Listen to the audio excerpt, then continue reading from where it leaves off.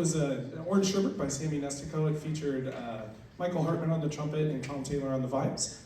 Good job, you guys. And this next one is going to feature our tenor saxophone player, Evan Nichols. This is Goodbye Pork Pie Hat.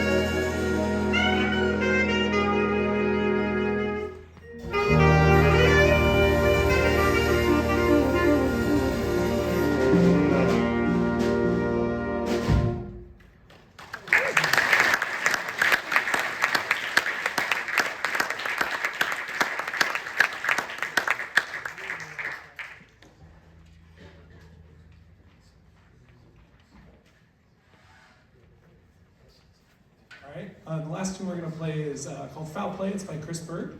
And it's going to feature Evan Nichols on the tenor saxophone again and Skylar Capelli on the bari sax.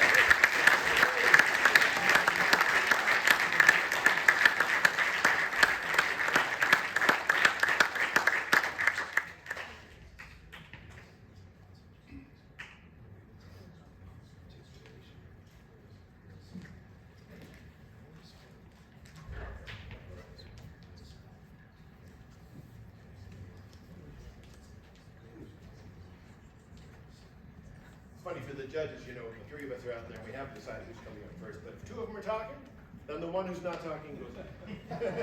Hi everybody, I'm Dave Towell. Just so you know, I'm a drummer and a singer, and also a big band arranger. Really enjoyed this band. He has a lot of great personality. Terrific solo work on porcupine. Really, like the front end, just your attention to the details and the changes. Very, very impressive. Really nice. I'm sure you hear people saying you sound great, but just keep doing what you're doing. Really, I just enjoy it very, very much.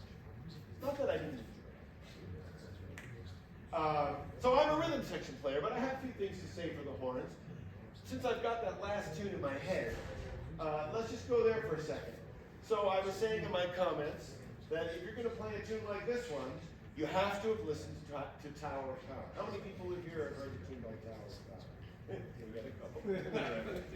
You have to listen to Tower of Power or you don't know how to play this song. It's very much like trying to play Orange Sherbet without ever having listened to Count Basie, which by the way, you may not have done that either. But in any case, in order to know how to bring the right character to these songs, you have to have listened to some reference material which may go back a few years. The amazing thing about Tower of Power is that it's so fresh after, like, now getting to be 50 years ago these tracks were recorded, but they still sound like they could have been recorded yesterday in terms of the character. I'm hearing a lot of great execution on this last tune. Excellent, you've learned your notes, you're hitting all the things in the right place. I can't see you're late, you're early, but I want the character. This is supposed to sound kind of irreverent, kind of mean, kind of greasy. We start using terms that are not musical terms, like we're not saying it needs to be more staccato. I mean, you can use those kind of things, but what I'm talking about is funk, okay? So the band is going, okay, the way I just sang it, the way I just had sung it, is the way I want to hear it. What I'm hearing is a little too nice. Okay, so it's there. There's a little difference there. And it's not necessarily about volume, a little bit. It's about articulation, it's about air moving through your horn, it's about attack, it's about length of notes, maybe a little bit. You can overanalyze it, but at a certain point it's about picturing what this is supposed to sound like. It's supposed to be kind of punchy in the face. Okay? So don't be afraid to bring it out a little bit. Your director will tell you if you're doing it too loud, but I'd rather have you play it too loud and then have to tell you to back off, rather than have to be too nice with it. Because I mean, those things have to sound like they're hitting you, okay? Same thing over the drums. You're articulating those rhythms very nicely. Great job.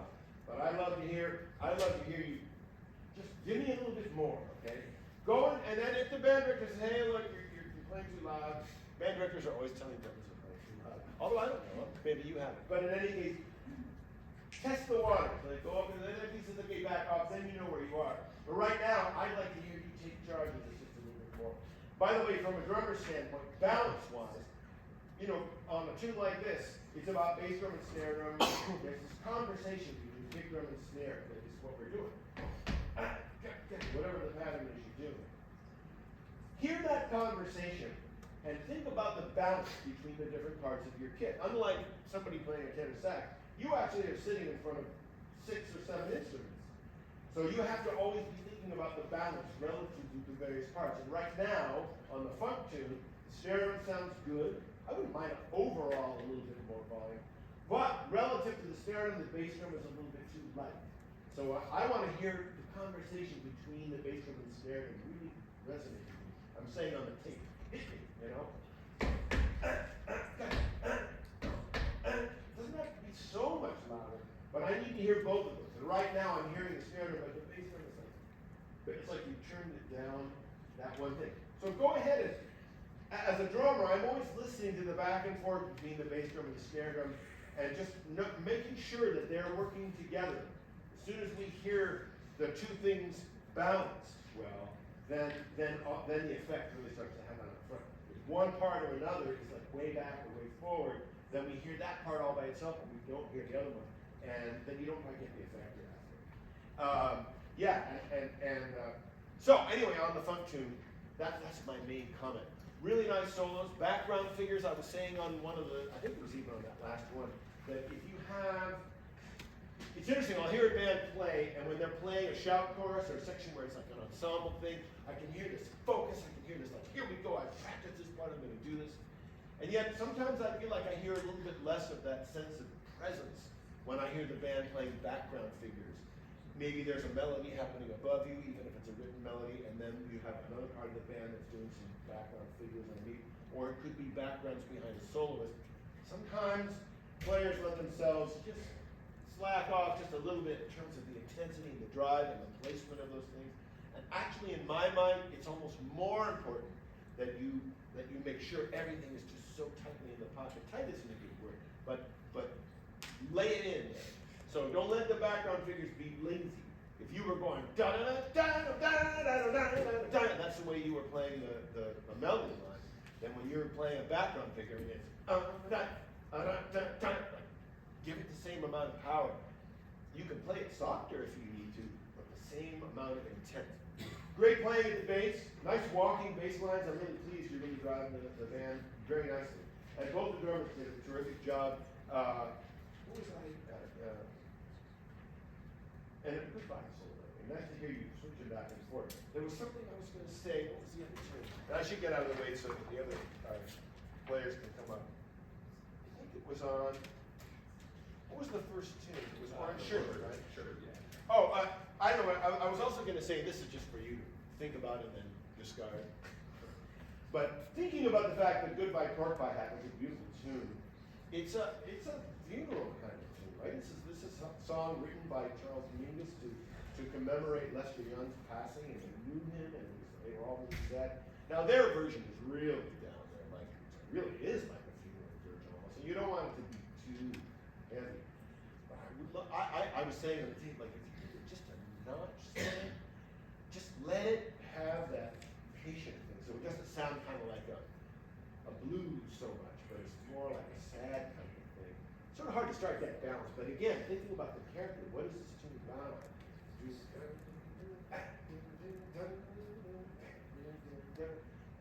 little bit of grease, a little sadness down in there. You can get into executing a tune like that and kind of not think about like, why was this song written? You know, that doesn't mean it has to be all sad. And there's a fine line between slowing it down to make it a little bit greasier and then slowing it down to where it does sound like a dirge, and you don't want that. But you might play around. You know, what does it sound like if you drop it just a little bit and think about how sad we are about Lester Young passing away? Breathe that into it. Certainly, I hear that in the way you're playing tonight. So the rest of the band can go with that. I should get out of the way because we got other collisions coming up. But I really enjoyed the group, and lots of hard work has obviously been done. So it's just exciting to hear you. And thank you for doing such a great record, giving a great material to this group. So let's see who's coming up next. One of you guys? They're hesitating. Yeah. On my way? Mike Dana's going to come up and talk to you. Pleasure hearing all of it.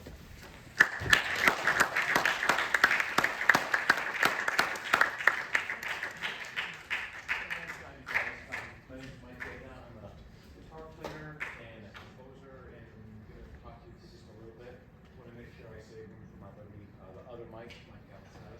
Do we have the last tune pulled up? I want to do a quick thing with the rhythm section.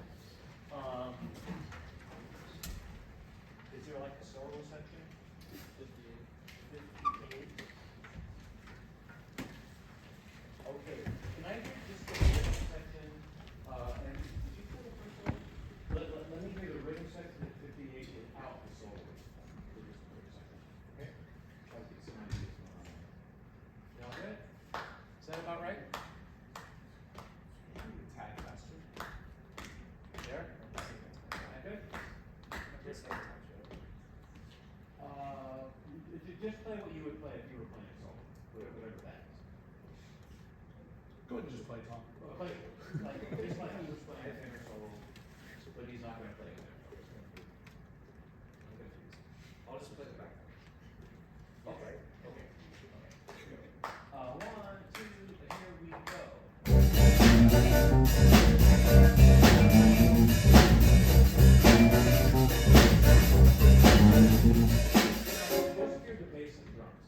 And you want to make sure that your kick drum and your bass line are like this and bring out like this. Okay, I know guitar parts. I think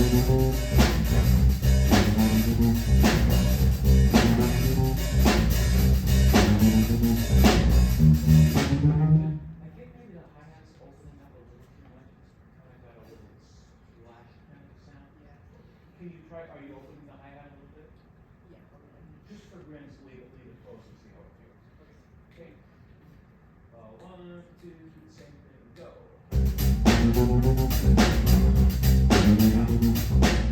Right away, I'm happy with this inspired. Yeah. Would it be cool if I already guitar? Okay. So, a really cool thing to do. Whoop, they're not good. Okay. Find a window where you can play something cool. What chord are we on? C9. So I'm gonna play the world's itty bittiest C9 chord. Okay? And what I'm gonna do is to try to find a spot where I can contribute, but that bass line's pretty busy and the drum thing's pretty busy. There's a lot going on, and we haven't even put the solos in. So check this out. 1, 2, 3, go.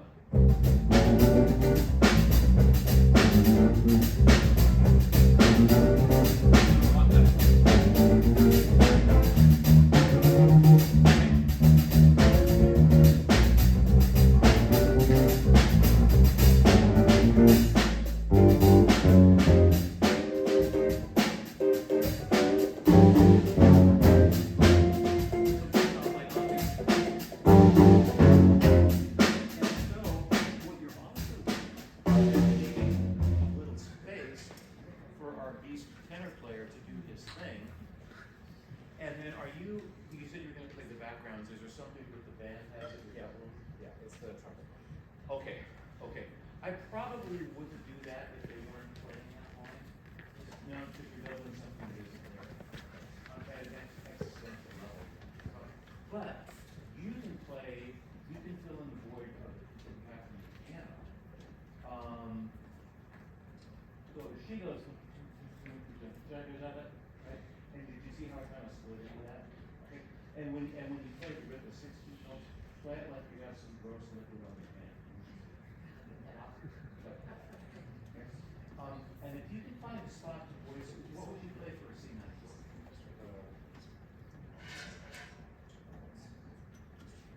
Oh, you want 2 notes? Yeah. Okay. Well, anyway, see if you can do that, and then let's get the rhythm section going a little bit. And when I go like that, just jump in on your solo. Okay. Here we go, guys. 1, 2, ready, set, go.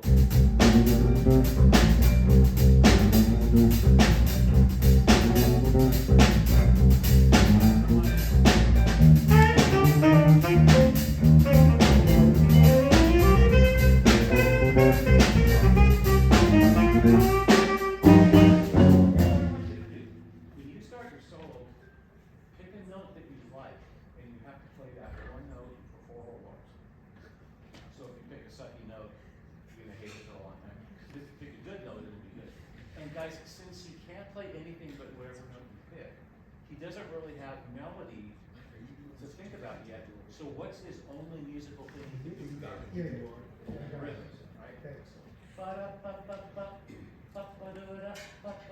Dynamics. You can shake that.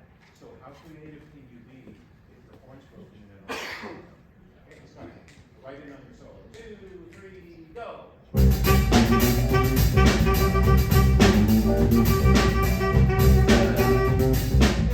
Your horn. So you're playing a concert G. Now, if you want, you can play the G concert G, maybe a B flat above it. You could also play that little FX. So you're kind of stealing her idea of that little rhythm guitar. So you've got a couple things you can do now. 2, 3, go.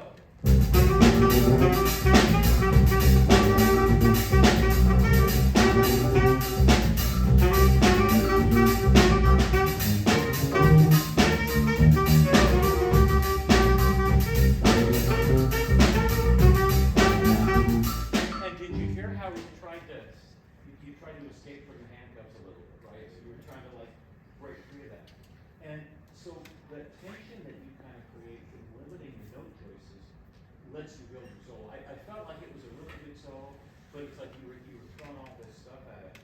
And then as the solo built and built, it kind of didn't have a place to go. And guys, Guys, I want to teach you one more really quick thing, and it has to do with the very first chart, and I want to leave room for Mike. How much time do we have, Mike? Anybody know? Let's see, the next group is on at 3:20. So, yeah, we got. Oh, God, okay, good. Okay, orange sherbet, great chart, also with delightful and refreshing dessert. Let's talk a little bit about the solos.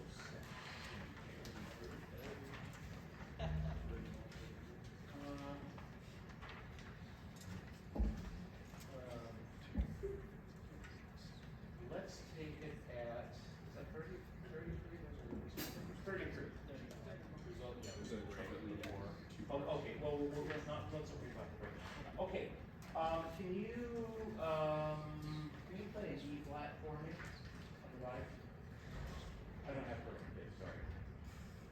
E flat? E like L. Flat? E flat, yes, okay. Da da da, can y'all sing that with me? Da da da. Let's sing numbers.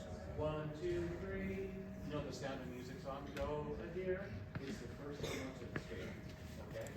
So, can you play for me E flat, A through 4?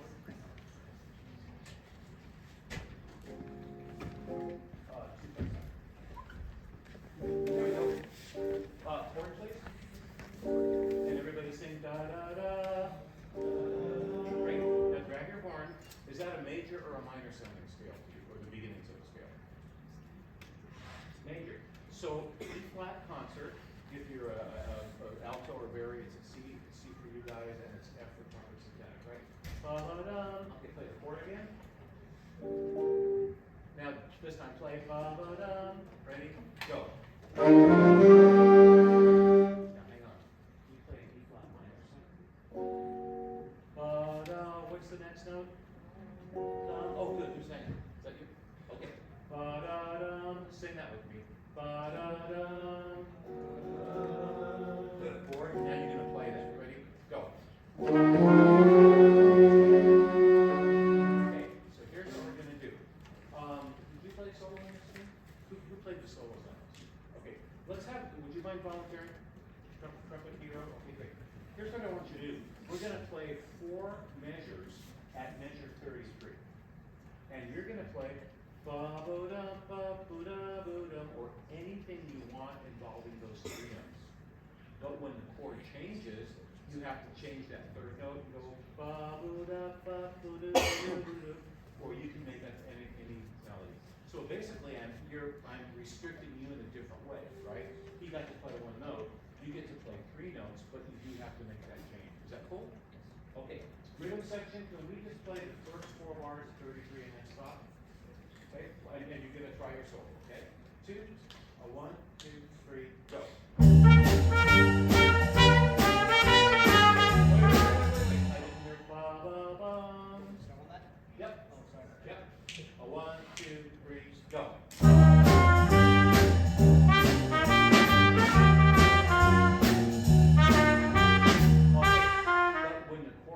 You have to go ba-da-da. So here's what we're going to do. When the third note is played regular, I'm going to give you this hand signal. And when I want you to lower the third note, I'm going to give you that hand signal. Okay? Here we go. 1, 2, 3, go.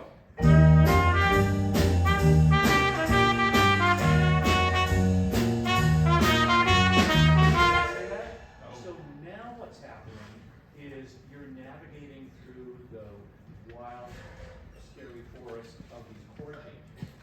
Okay? It's kind of like this. How many of you guys drive? Can I see hands? I drive. Okay, cool. So you're driving around by your house, whatever, and the road veers to the left, and you don't. Good thing, bad thing? Bad thing, right? Like parents yell at you because you mess up the car. Okay, so when the chords veer off to minor land, and you don't veer off to minor land, but when you do, it sounds good. Guys, how many notes did we play? 3. And it's the 1, 2, 3. And I stole this idea, which you can take credit, but I didn't. I was at a conference one time, and went to Marsalis, who's a wonderful jazz trumpet player, doing this thing. And somebody said, is there a way, what's an easy kind of entry level thing? And we said, it's just 1, 2, 3. And Dave, all you got to do is take the first 3 notes of the scale. And if it's a major chord, you play it 1, 2, 3. And if it's a dominant chord, can you play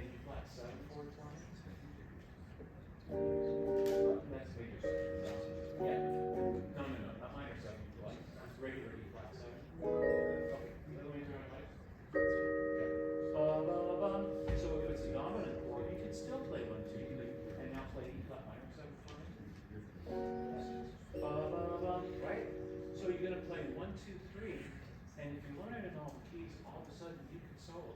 Now, you're gonna get really tired of 1, 2, 3, right? You know what you add next? Let somebody guess. I would say 5. Ba ba ba ba. Can y'all sing that for me? Ba ba ba ba. Why not 4? It's not in the chord, but 1, 2, 3, 4. Has anybody ever heard John Coltrane's famous solo on a tune called Gangsta? He goes ba ba da ba da ba da ba da. He plays 1, 2, 3, 5, 1, 2, 3, 5 a billion times in that. So it's a great way to get started when you're improvising. Everybody be super honest. How many people would improvise if you weren't too scared? You'd like to do it except you're kind of scared. Okay, I totally get that. It's kind of a scary thing. What if you felt like more in control and less like just kind of out there on your own? This is a great way to do it. How many keys are there in music? How many major keys in music? There's 12. If you can play 1, 2, 3, and 12 keys, you're hugely far ahead. Oh, wait a minute, it's a minor chord. What do I do now? Flat third. What's a dominant chord? Do I still do 1, 2, 3? Yes, you do. Could I do 1, 2, 3, 5 on a dominant chord? Yes, you could. Right? So it's really cool. So, great band. You guys are doing a lot of stuff. I would like to hear, next time I hear you guys, I'd like to hear more people improvising. And I'd like this rhythm section to find a way to play in the pocket on whatever the style is. And soloists, don't be afraid. Okay? You will survive. All right? Thanks a lot for letting me do my thing. And let's get Mike Galasavis up here. How's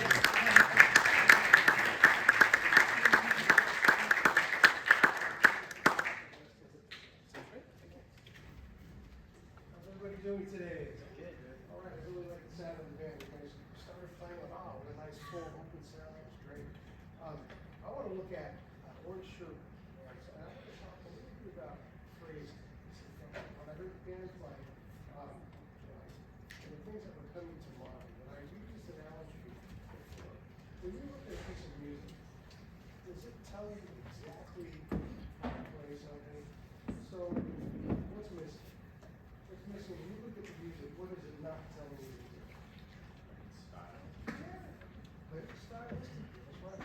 So, it'll tell us what notes to play, when to play them, how loud, how soft, but there's really not much to do about style. I might say at the top of the tune, swing, or funk, or whatever the case may be, but that's it. So how do you learn about style? You listen. Great. So I want to look at one thing, and I'd like to look at one shirt, sure hurts, and you play at 65.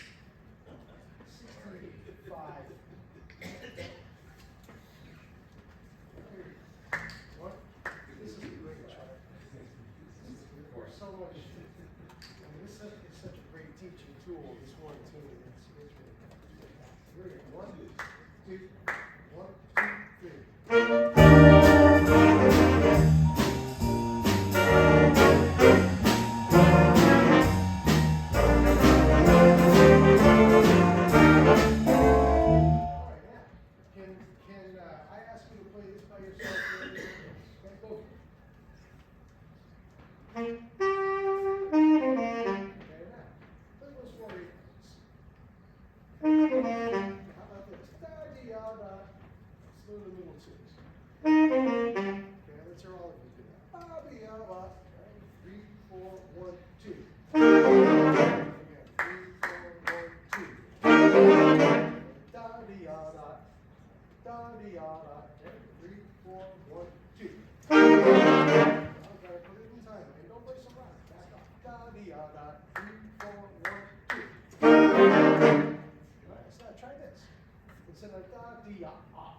So play all of them.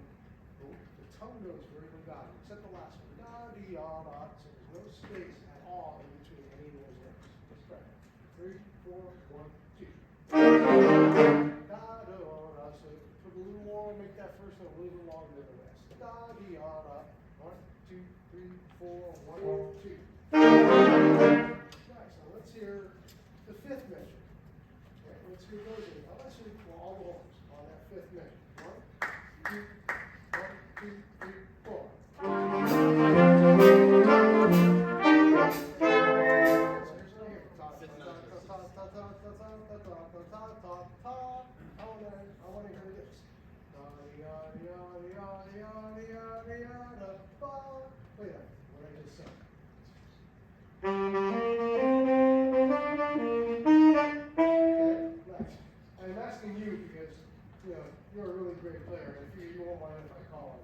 All right, you playing lead alto?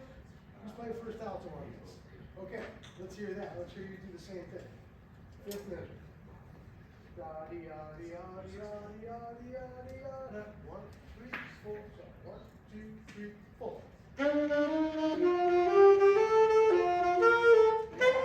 Let's hear you do it. He played a really nice solo on that. And when you played it, I thought, what a cool trumpet solo. What I'd like to hear you do now is everything was over articulated. But it wasn't just you, the whole band was. So I want to hear you try that same thing. Da, da, da, da, da, da, da. Okay. 1, 2, 3, 4.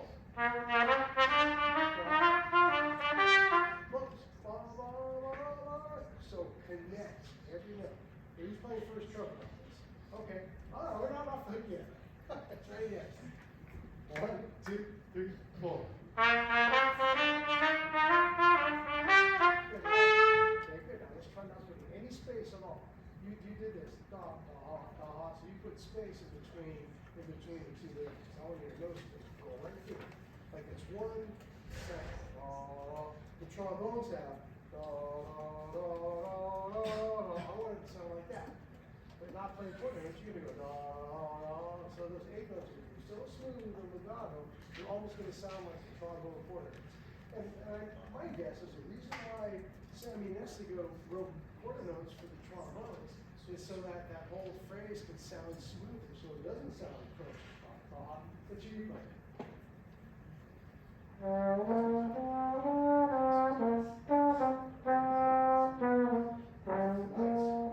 that's it. That sounds nice. Let's hear first trumpet play. 1, 2, 3, 4. That's top. I want da, da, da. 1, 2, 3, 4.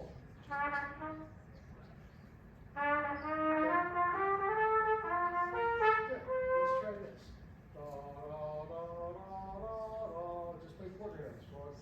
E, F, G, A, B, G. Just do that. 1, 2, 3, 4.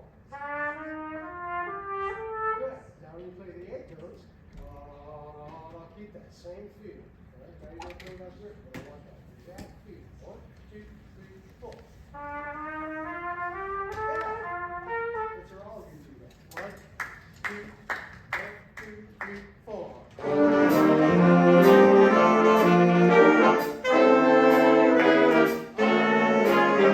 There you go. Now play the whole section at 65 on phrasing like that. Everybody. 65 and then we got to go. All right. 1, 2, 3.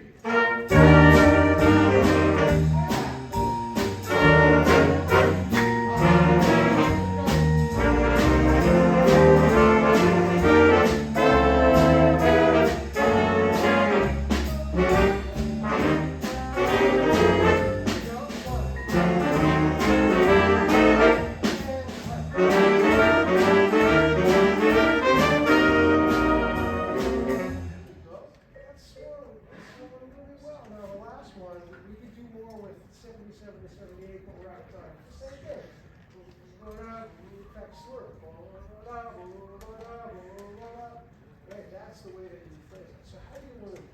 Well, there's one way to learn that is you have to listen. You have to listen to lots of jazz and copy and imitate the phrasing. It's the language of jazz. And when you get that, man, you guys, you'll have it. So we have a couple of outstanding musician certificates to award. One is to Kevin Nichols.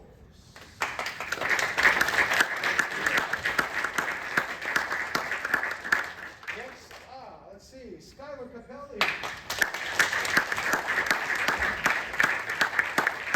Skylar, you played one low A, that first low A you played with. Whoa, man, I think it was on the last tune. That was just like, oh, that was the most fastest, coolest A I've heard. That was great. And then, our bass player, Elijah.